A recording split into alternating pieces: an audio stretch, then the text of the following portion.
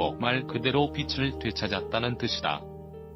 우리 민족은 1945년 8월 15일 그토록 바라던 빛을 보게 됐다. 일제가 패망하면서 우리 민족은 자유를 되찾았고 당시 우리나라 땅에는 환희가 넘쳐났다. 이후 매해 광복절을 기리면서 다시 한번 의미를 곱씹는다. 특히 23년 전의 광복절은 그 의미가 더 컸다. 일제가 온갖 악행을 저질렀던 장소인 조선 총독부 건물이 철거된 날이기 때문이다.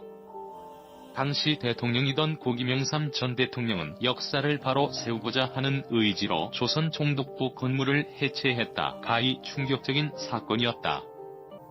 조선 총독부 건물은 국립중앙박물관으로 사용돼 서울의 대표적인 관광지였다. 그래서 조선 총독부 건물의 보존과 해체에 대한 전문가들의 논란이 거셌다.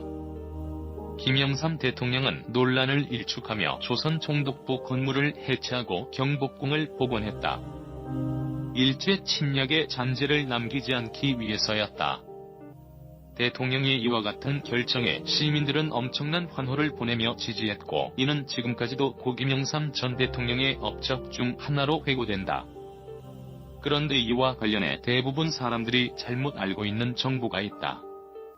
바로 김 전 대통령이 일본의 버르장머리를 고쳐놓겠다고 말하며 총독부를 해체했다는 일종의 설이다. 이는 사실과 다르다. 고김 전 대통령의 이 발언은 총독부 해체가 진행되고 나서 터져 나왔다. 당시 우리나라는 조선 총독부를 자신들의 문화유산이라 주장하며 강력하게 철거를 반대했던 일본과 사이가 좋을 리 없었다.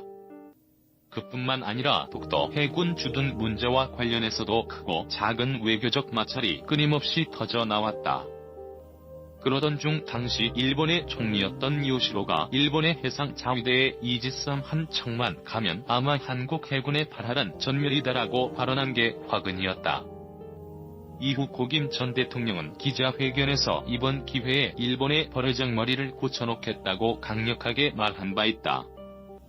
이는 고 김영삼 전 대통령이 일본과의 외교 문제에 얼마나 강경하게 대응했는지 보여주는 대목으로 꼽힌다.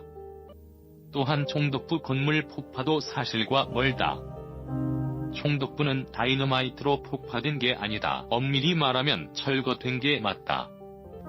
철거 작업은 1995년 8월 15일 중앙동 해체를 시작으로 1996년 11월 13일 지상 부분의 완전한 철거까지 약 1년 3개월의 시간이 걸렸다.